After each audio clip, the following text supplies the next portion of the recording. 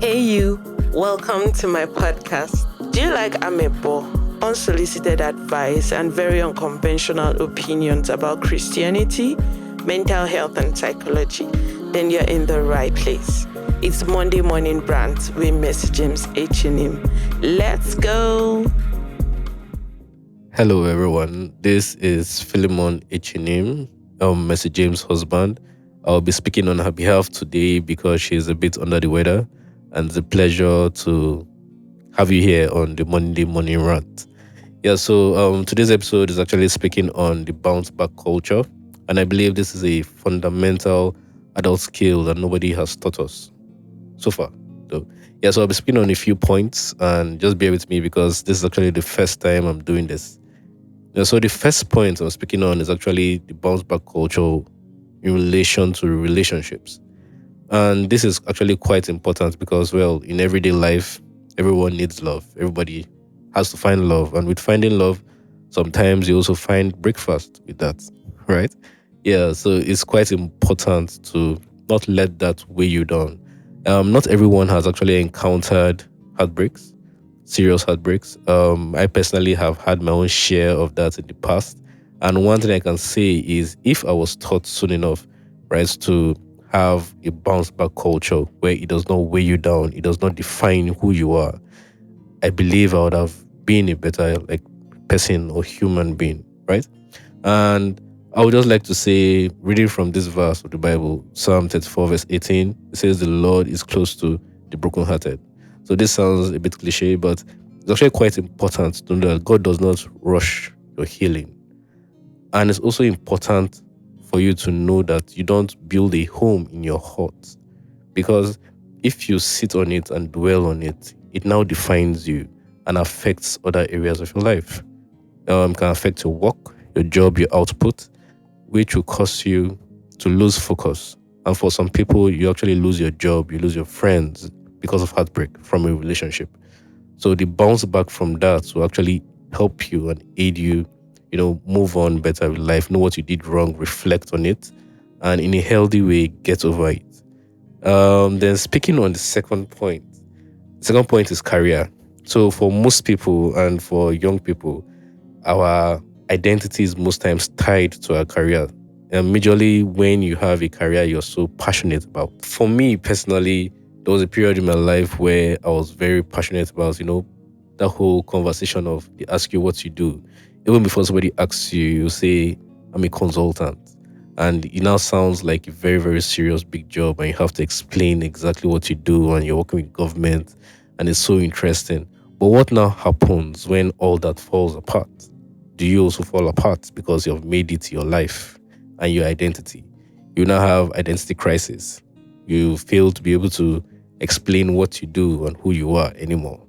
So all this is actually quite important. And why this is also very important because most young people tie their value in life to their output, which is problematic. It's very good if you're successful, but it's also very problematic in its own way. If you lose your job or you quit yourself because, let's say, what you hoped for the job is not what you're actually seeing in the job, how do you bounce back from that? Do you take months not applying? Do you now go back and take any other thing you see in the job market?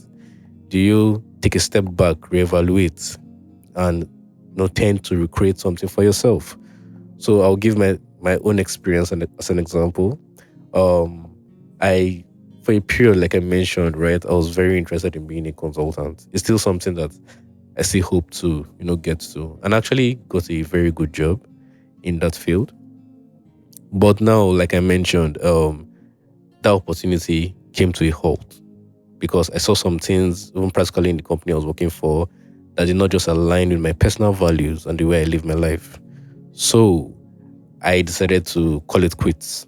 And personally, it wrecked me mentally because I had made it now my identity. Like I mentioned, most youths, we make our output, we tie it to our identity, which means if you're doing good in your job, you're doing good in a particular area of your life, that is actually what people see most times.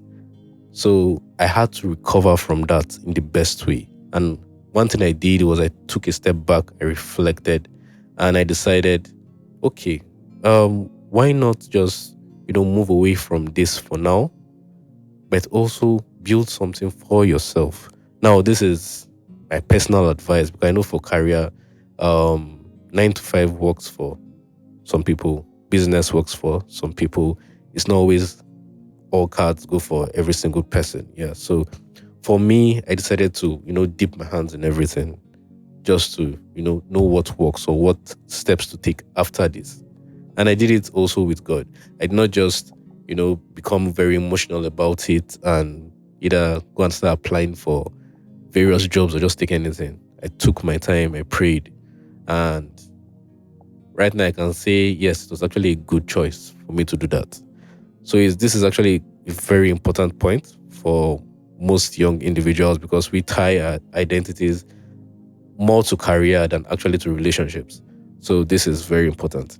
Now, the third point is actually to passion. So this is still career, but these are for people that, like I mentioned, instead of doing a 9 to 5, you now decided to chase your dream in career. So, for example, you have a business idea and you have a passion for that business, but now because you now brought that idea into the reality of life, the grief of having that dream survive, let's say the contact with reality, it now failed. And now you believe there's nothing you can also do in life again that will work. It's very important to bounce back from that because most of the successful people you see in life, for example, I'm a tech person, so I'm going to speak in that light. The individual that created Slack, he had made 44 products before he actually made Slack, and Slack blew up. A whole 44 products. That is, he made 44 products and they failed before Slack blew up and the whole world is using Slack now. Also, the individual that created Calendly for booking your schedule on his calendar, on an individual's calendar, and having a meeting with them. He created that product, I believe, 13 years before COVID-19, 2020 lockdown. But because people did not directly have a use for that then, he did not blow up. But during the COVID-19 lockdown, individuals now started using his app that he created 13 years ago. And that was his moment to rise. So your idea may be dead now, but it may not remain dead. Always have a bounce back mentality. If the person that owned Calendly now, because it did not blow up in 6 months, he dropped the whole idea, he would not have made it. So all these things are things you should also keep in mind, right? Bounce back from any failure, bounce back from any mishap, bounce back from any loss. Grief can also be another area to follow through, and that will lead me to my fourth point, mental health.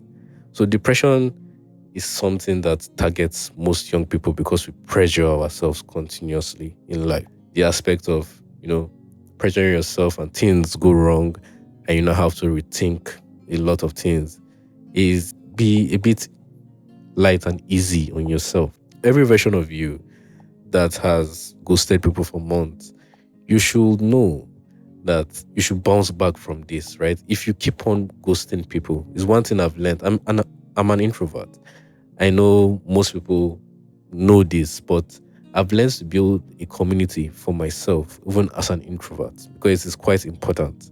Most people believe, or some people believe, you don't really need anybody, but you always need people, and you always need people that are reasonable people. So it is important to build your own community. Depression, yes, it's a very sensitive matter.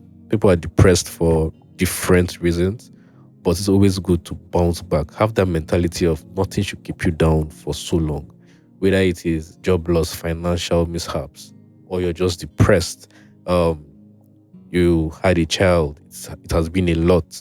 Don't allow it to keep you down. Don't allow it now fade over you, where you wake up and you don't even feel like doing anything with yourself or your life. It's actually quite important because when you do that, you end up ghosting your community. You ghost your friends, you ghost your family. Before you know it, those people get used to not hearing from you. And, well, you know the case after that. You lose everyone and you're now left alone in this sort of world, which is not good. I believe I've spoken too much already. So this is just like, let's say, a short episode of, my thoughts on the bounce back culture. I believe when your host, Messi James, my beautiful wife, is back and ready and very hale and hardy, she will speak more and in depth on this. She will break it down and make it a lot more fun. For you. But I'll leave you with these words, right? The most mature thing you can do as an adult is not to avoid hard things. They will always be there. Is to get really, really good at recovering from them, because hard things are not going away, and that's for sure.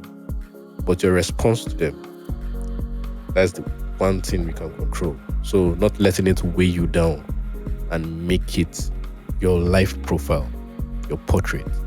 That would be quite important. So thank you for listening to my short podcast. Have a lovely day. Have a lovely Monday. And see you again next week on Monday Morning Rant. Thank you.